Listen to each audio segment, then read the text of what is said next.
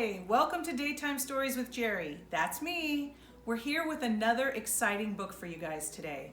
Today's book is about encouragement because we all need a little encouragement sometimes.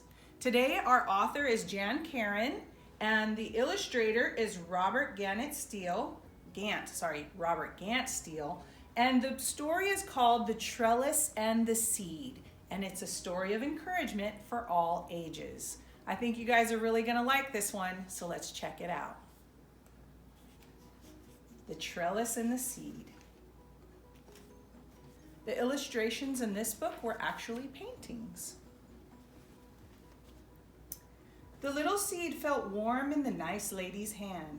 Someone had given it to her at the end of the summer because she had a garden and loved flowers. Here, they said, this will make a beautiful vine with sweet-smelling blossoms. The little seed, however, did not believe this. It was only a seed and very tiny. How could it ever be a beautiful vine with blossoms?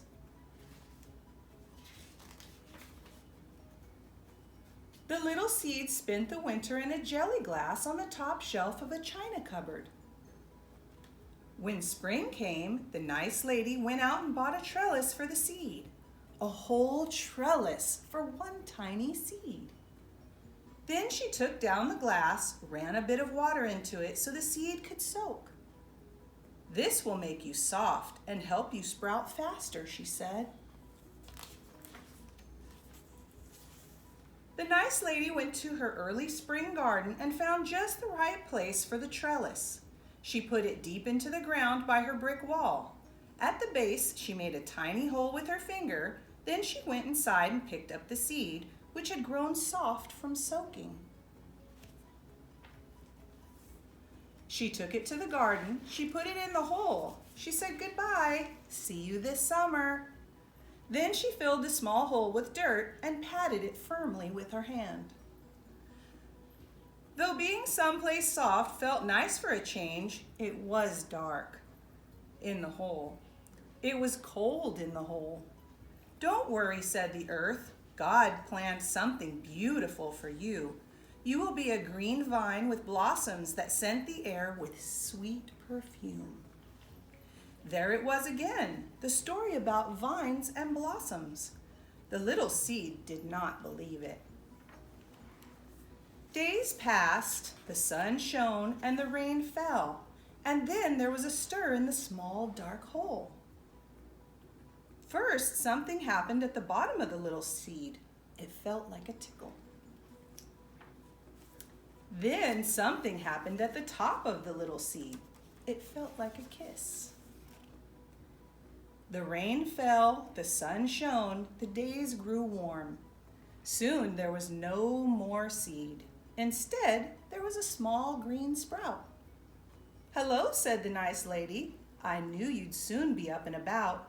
Now, if you'll just climb the trellis, I shall be pleased as anything. Climb the trellis? How could a small sprout climb a trellis that was 1,000,000,000,000,000 feet high? Just start, said the earth. The job is half done when you've made a beginning. For many days, thunder shook the heavens.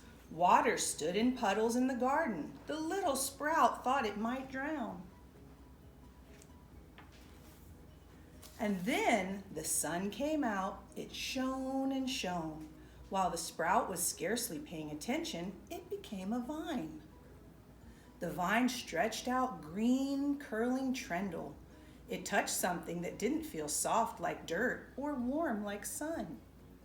For a moment, it was afraid of anything that felt so different and tried to pull its tendril back, but it was stuck to the trellis. There was only one thing to do. It began to climb. It couldn't help climbing. It couldn't stop climbing. It climbed to the right and it climbed to the left. It danced out into the air where there was no trellis at all. Then one day, it couldn't climb any higher. It tried and tried to reach the top of the trellis, but nothing worked. Its glossy leaves drooped. Its tendrils lost their lively curl. The nice lady came out and, humming a little tune, sprinkled something smelly into the roots of the vine. Then she worked it into the earth with her spade. "There," she said to the vine, "that should be delicious." Soon afterward, a summer shower swept over the garden, and suddenly the top of the trellis didn't seem so far away after all. Foxgloves and hollyhocks blossomed by the doorstep. Cosmos and lavender bordered the path. Old-fashioned roses twined up an arbor, spilling petals onto ruffled petunias. In the nice lady's garden, everything was blooming, everything but the vine on the trellis. Though it had climbed all the way to the top of the trellis and started up the brick wall, it felt very disappointed, for it knew at last that the story about the fragrant blossoms wasn't true at all. "Wait," said the earth, "God's timing for you is different." That evening, a full moon appeared in the cloudless sky. It rose slowly over the nice lady's house, turning the garden path into a ribbon of silver. The vine felt the soft moonlight steal among its leaves. Something happened that felt like a tickle. Then something happened that felt like a kiss. Soon the nice lady appeared in her nightdress and bare feet, walking on the silver ribbon. "What's going on?" she asked the garden. "A wondrous fragrance awakened me and called me to come out." She followed the scent until she came to the trellis. There, half hidden among the leaves, she saw dozens of ivory blossoms unfolding on the vine. As each blossom opened, a heavenly aroma escaped upon the air, bathing the garden with sweet perfume. The nice lady looked on in amazement. She could hardly believe that so much beauty and mystery had come from one tiny seed. "I just knew you were going to be something wonderfully different," she exclaimed. Happily, she twined an ivory blossom in her hair. She tucked another in a buttonhole of her nightdress. She picked an especially beautiful bloom to put by her bed in a painted china teacup. "Thank you," she said, filled with admiration. As she walked back to her house on the silver ribbon, a sliver of joy stirred in the vine that blooms only at night. The vine whose lovely name is Moonflower. And over the nice lady's garden, there was stillness and peace. All right, that book was by Karan. She also writes adult books, so maybe your parents, if they liked this one, they can check out her adult books. But it was written by Karan, and the pictures were by Robert Gant Steele. And if you guys would like to get a copy of this, you can get it online, you can get it at your local library.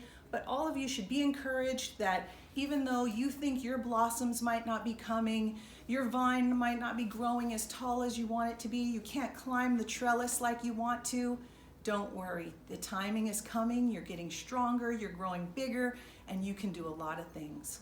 So until next time, you guys make sure you click like and subscribe. And until next time, we'll see you. Bye-bye.